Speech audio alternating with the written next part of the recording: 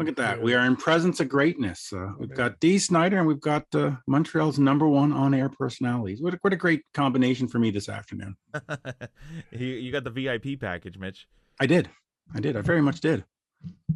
Yeah. So just so you know, for whatever is going on with your setup, it said that it was scheduled for 11 a.m. tomorrow. It told me. Really? You might have had the wrong link because Mitch got in fine. So we were like, what the fuck's going on? Whatever. We're here now. Yeah, here we are. Let us get this party started.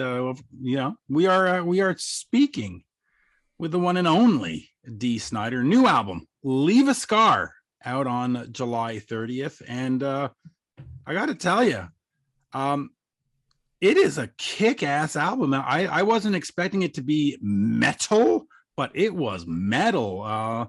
Talk to me about that and not doing sort of what do you want to say, a retro 80s throwback. I mean, you're going to leave a scar with this one. Yeah. It really reflects the mood and the time, the motivation for coming back. I think you may have heard or not heard at this point that I had decided in 2019 that I was done, and did not announce it publicly, but to family and friends I did. I let everybody know. I let the band know, management know, even mailed my stage boots for the last 20 years to a Canadian fan named Keith, my #1 fan, and signed him and said, Keith, put him in your man cave. I'm done. Of course, now I've since then on social media said, Keith, can I get my shoes back? And Keith has reached out, but no, Keith, keep the shoes. I'm getting new ones. It's time for 20-year-old shoes. They'll probably disintegrate on me on stage, just come apart. Meanwhile, I'm wearing 40-year-old Cons. I have this pair of red, white, and blue Converse that I pull out every 4th of July week.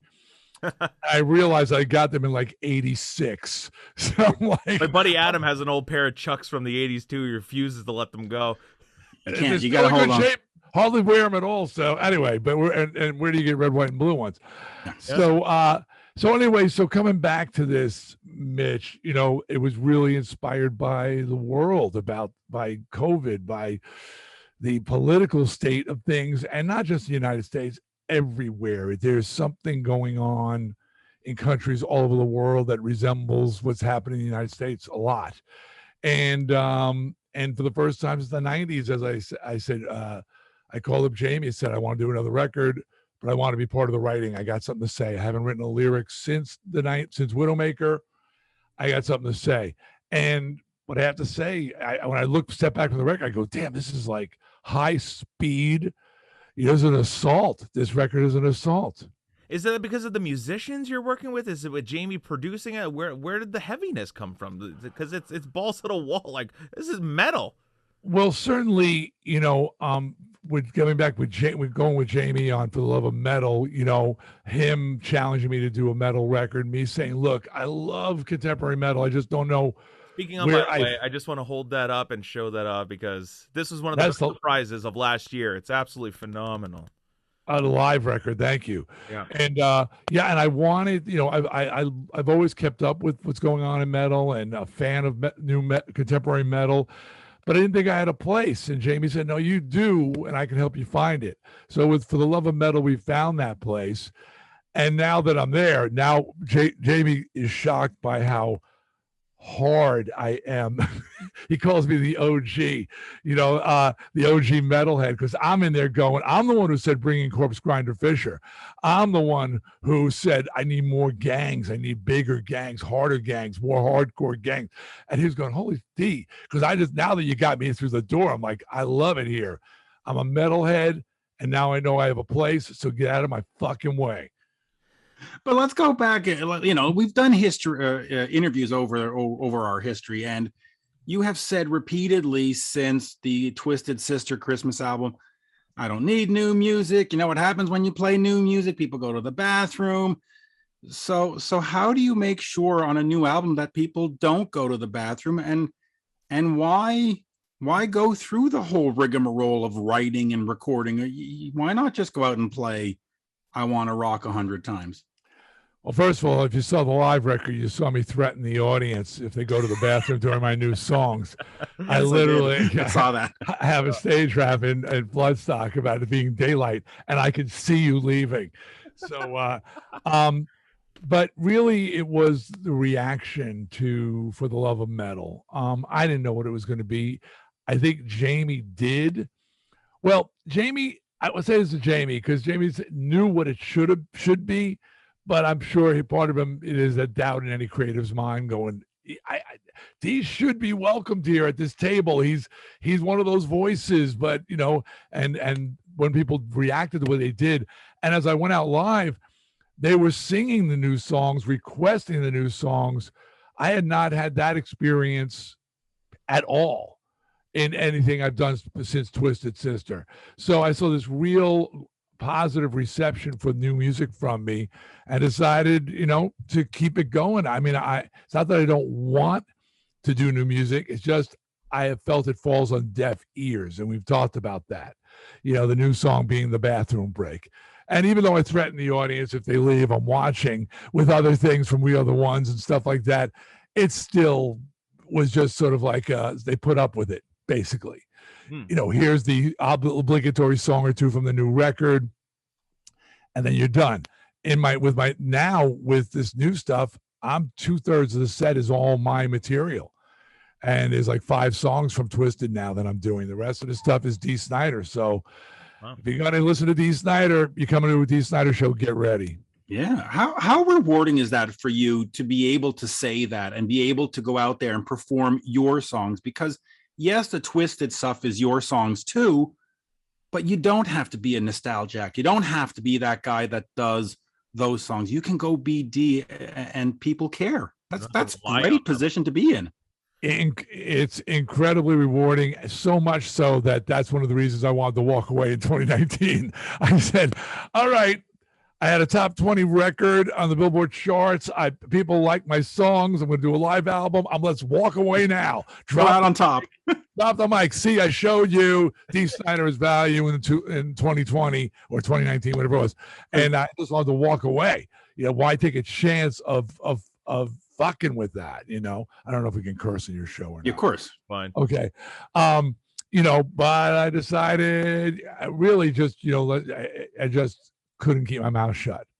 I couldn't keep my mouth shut. And there was another thing, you look at, I've been analyzing this, really, because I'm trying to understand it myself. All right, what the hell happened?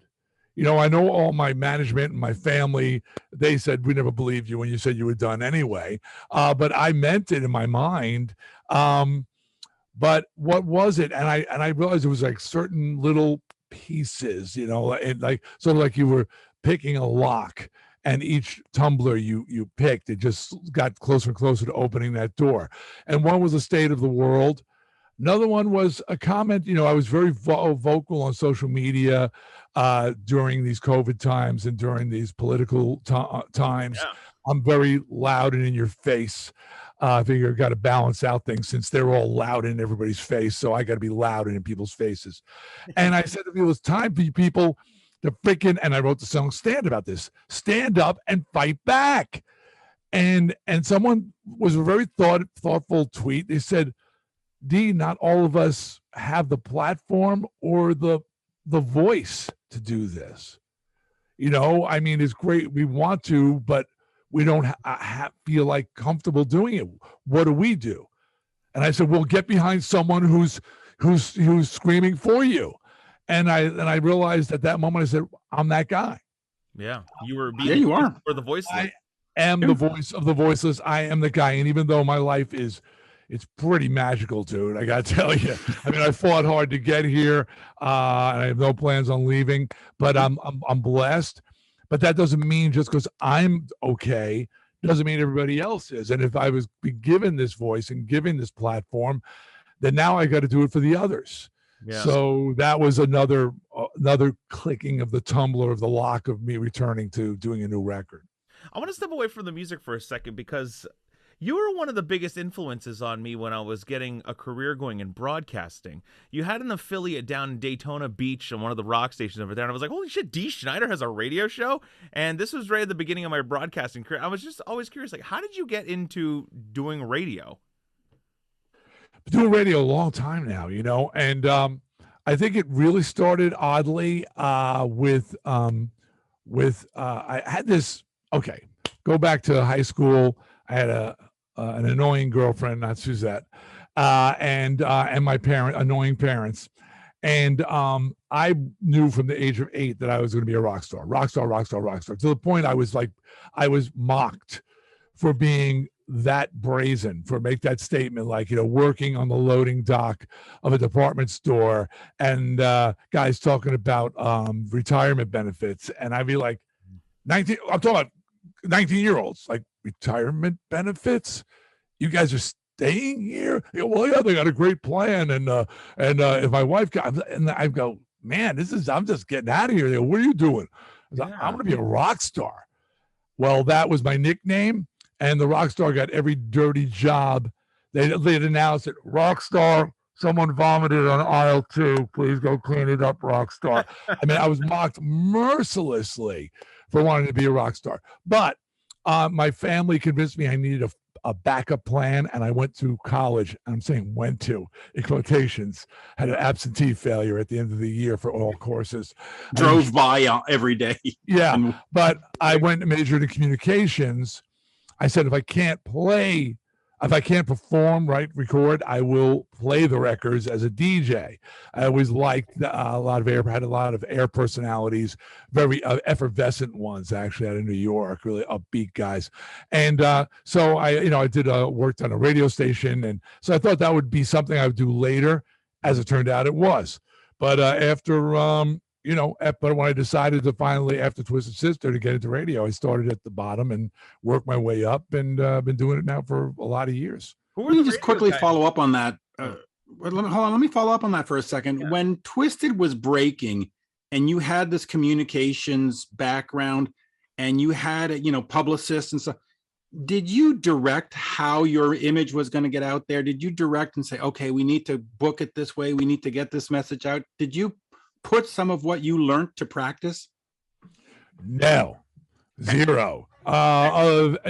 Zero. Other than I was like, whenever I went to a radio station, they were like, "Dude, you're amazing on the air. Do you want to like host again?" So I would do a lot of that stuff because I could. And then I went over to MTV, Heavy Metal Mania, and hosted that show. And a lot of all that stuff came from my, I'm in love and attraction and comfort with being the guy on the microphone talking, so there, I didn't. I mean, it's so funny. The I won't name her name because she's a lovely woman, but when Twisted Sister arrived at Atlantic Records and started to happen, this woman wound up getting like raises, the publicist, and for an amazing job she did with Twisted Sister. All she did was answer the phone and say yes. All she did was answer her phone and say yes. And when she got stolen by another company and went over there, they realized she really wasn't anything special, and they let her go, and she went back to Atlantic Records. But it's easy when someone's breaking. It's easy to look good as a manager, as a publicist, as any of those people, because the band's breaking big, and all you got to do is pick up phones and go yes, yes, yes, yes. So there was no. None of my knowledge. The job of a gatekeeper from the New York Institute of Technology actually was put to use with Twisted Sister. When you're doing the House of Hair, like the radio show and stuff, do you have to deal with all the affiliates and program directors saying like, the segment's not PPM friendly? Like, are you sitting with program directors and your team and like coming up with the sound of the show? Like how involved are you in modern radio in today? Not at all, thank God, because Pam Edwards, who is the creator of the show and the producer of the show, and we've been working together now for 25 years. But she'll tell me she deals with it, and I would always push for deeper cuts, and on these multi-platinum albums. Yeah. And she would say the pushback that she gets from the program directors, they just want the damn hits. Yeah. I go, you got an album that sold Diamond. Every track on that record, the first Guns N' Roses album, is airworthy. Everybody knows every song on that record, and yet they'll still, we need a little more Paradise City. Like, oh, come on, man. And I like, and I've pitched it as, I said, think about those songs when you go with the deep cut. I said, first of all, the songs are good. Okay, so it's a good song, and you're not playing a crappy deep cut. You're playing a song that people don't know. That's a really good song. I said, second, a deep cut, I call it the diamond in the pocket with the fan. It's like that song the true fan knows about and loves. And when you play the deep cut, it resonates with them, and like they are a fan for life of the show because you acknowledged this deeper track from a band they like. Meanwhile, you didn't play a bad song, and the people listening to it, oh, wow, that sounds really a cool song, So I really sold that hard, and occasionally we have the songs from the vault. They'll give us a treat. God forbid we discover new music or God forbid. Yeah. Let me just quickly ask you about Jamey Jasta. You're Dee Snider. You've been in the business forever. You could produce your own record. You could probably make a call to a Bob Ezrin or to a Bob Rock or to a whatever, and say, hey, how did you hook up with Jamey, and what does he bring to the project, to your sound, to the album? Jamey Jasta, known for the band Hatebreed, known for non-melody vocals, is such an incredible talent. And people know him as an air personality. He's got his podcast. He was one of the VJs for Headbangers Ball for a while. So he's got that element of him. But he's very savvy businessman. He's also very, he's got a passion for metal of all kinds. And he's a great songwriter. On that first, For the Love of Metal, he and Charlie Belmore did the predominant amount of writing on the record. And people like Mark Morton from Lamb of God and Howard Jones from Killswitch Engage, Light the Torch now, and Ollie from All That Remains. A lot of people came and contributed riffs and stuff like that. But Jamey curated everything, put it all together, produced it with Nicky Belmore, my drummer, who's an amazing engineer, mixer, and he co-produced this record, as a matter of fact. And so they brought the songs to me, and the guys, his work ethic is incredible. Like, so I didn't touch even the lyrics. I said, look, I love new stuff. Every time I write something, it comes out old. And so I said, so I did a trust fall with Jamey, and Jamey valued that greatly. I said, look, man, I'm putting myself in your hands, it's on your head. So he said he read every lyric I ever wrote before trying to write words for Dee Snider. Even though he and I come from the same school of, fighting back, stepping up, that anthemic kind of thing lyrically, he still studied me. And when he brought me words, every word I was saying felt like it could come from my mouth. And people said, yeah, but they weren't your words. I said, did Sinatra write My Way? No. Did Elvis write Hound Dog? No. You were going to say Celine Dion. No, you wrote the words for Celine. Let's not forget that. And Celine, but I was thinking about the one with My Heart Will Go On. Go on. No, but it spoke to her, and when she sings it, when they sing it, Elvis, Frank, it's theirs, and you believe them. You know what I mean? Agree. And that's the key is, when you read the lyrics, say, can I say these and not feel like I'm a fraud? And I know this is, become the storm. Totally. I get that. I totally get that. Is Dee Snider. So Jamey Jasta is just incredibly talented, and coming into this and a Bob Rock or a Bob Ezrin, I wouldn't even think of going to them because it feels like going back to the future. I call it Back to the Future. They were big and what they did in the day, but can they do contemporary music? And I wanted a damn contemporary record. And plus my daughter's Shy, who's the most brutal. She's so metal. My God. Love that girl. Oh God, Jamey was scared of her. She's just so hard. And she called me when she was listening to the Jasta podcast. Dad, you got to do it. I said, I already said yes, but she was like, Dad, Jamey, go with Jamey Jasta, go with Jasta. And, but Jamey would run past every song past Shy and say, what did Shy think? What did Shy think? Right. And I remember when we did For the Love of Metal, Shy said something to me. It was very cryptic at the time because I was just learning and understanding. She says, "Tell Jamey he needs a dirty breakdown, and I want to hear the ting." And I was like, what? I said, so I went back to the studio, and Jamey, I said, he said, "What did she think of For Love of Metal?" He said, "It needs a dirty breakdown. She wants to hear the ting." Guys, we need a dirty breakdown. Nikki, we need to hear the tape. I said, what the hell is going on?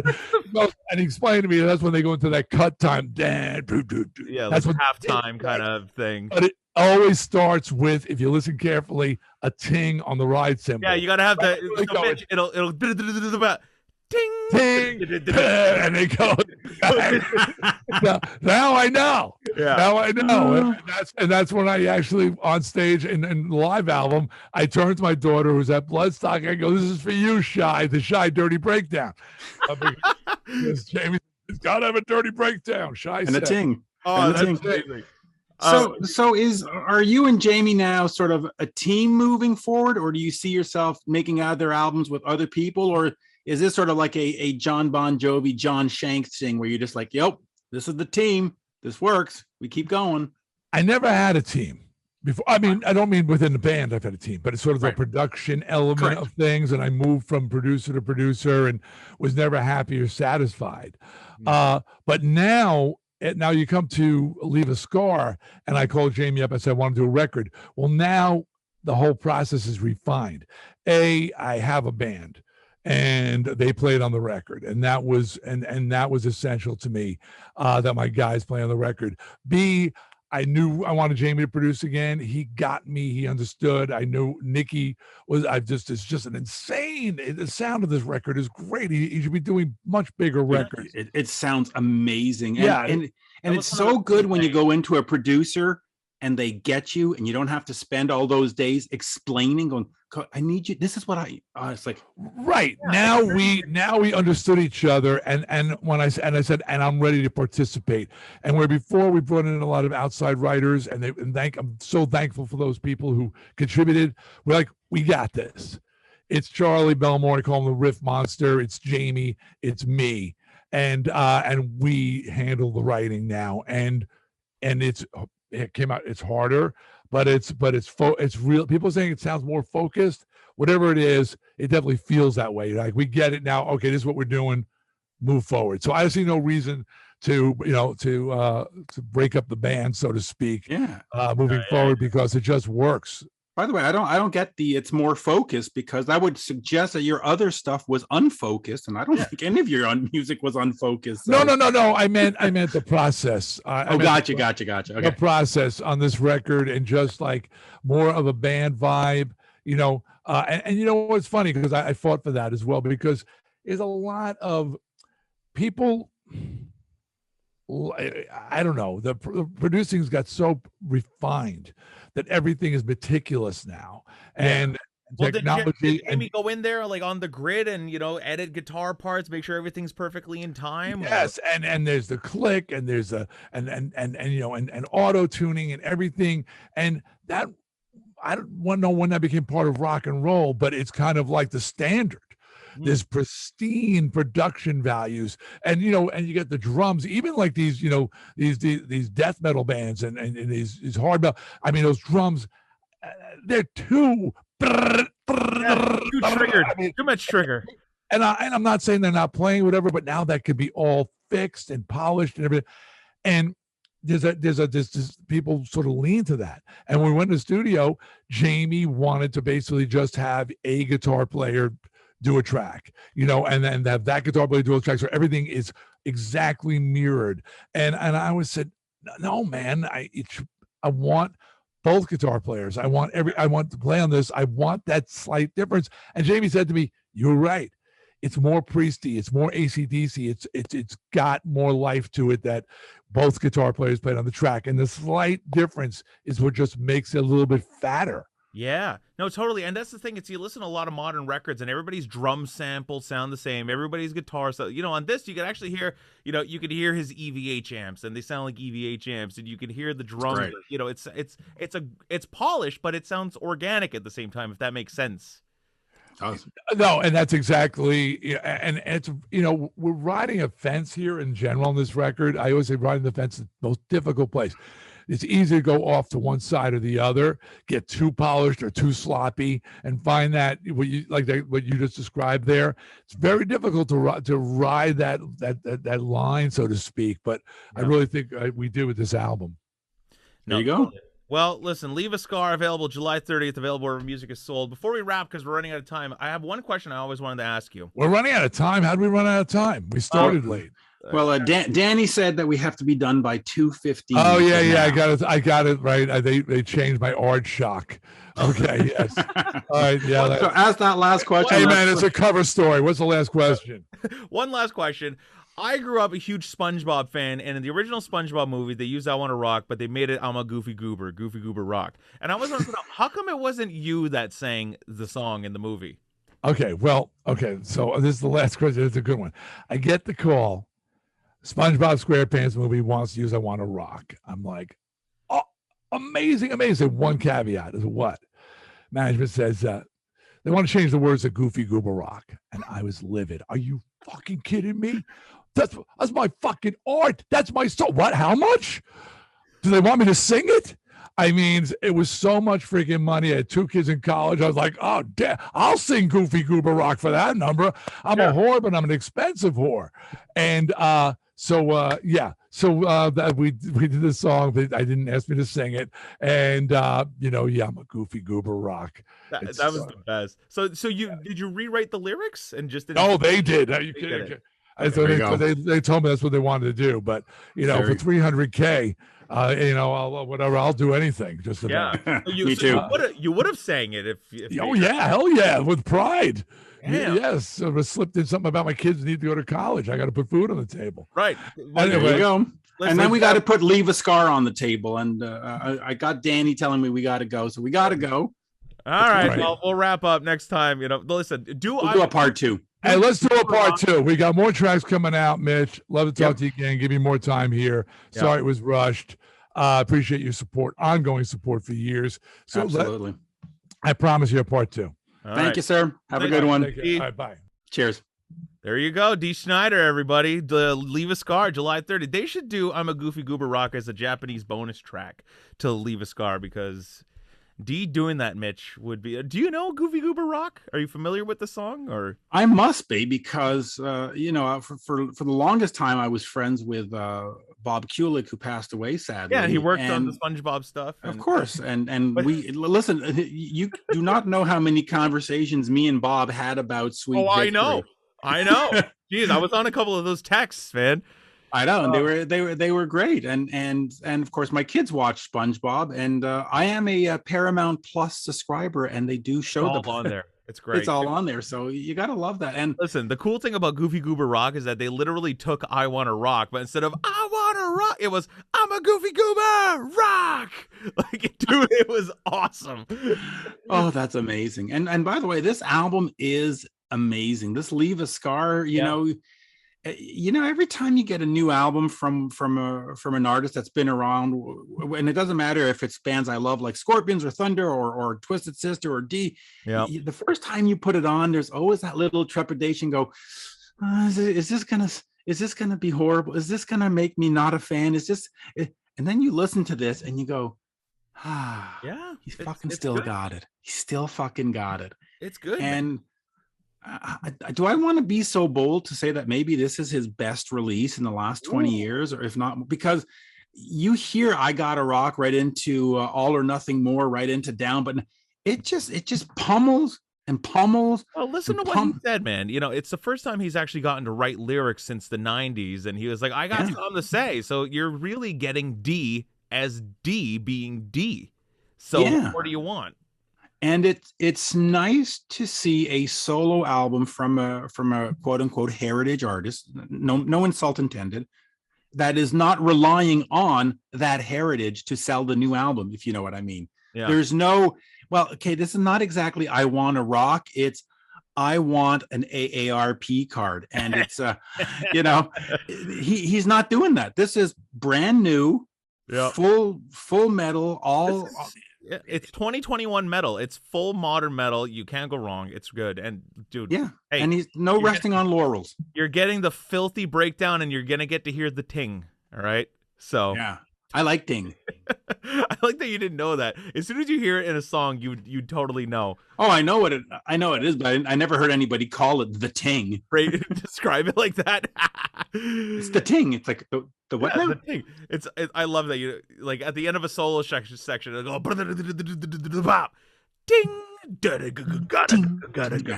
like, Yeah, it's like the reset. Yeah, it's it's the war call. That's where the pit just smashes into each other. Oh my lord! All anyway, right, there we go. Dee Snider. Leave a Scar, available July 30th, available wherever buy music. Make sure you go like and subscribe. Go check that out. And thanks a lot for listening, checking out the show. We'll be back next week with another episode. Mitch, there you go. And of course, check us out on Twitter at Mitch Lafon. A lot of nonsense going on there. Lots of nonsense lately, which is good. Good nonsense. We like nonsense. Yep. Anyway, there you go. All right. See you later, everybody.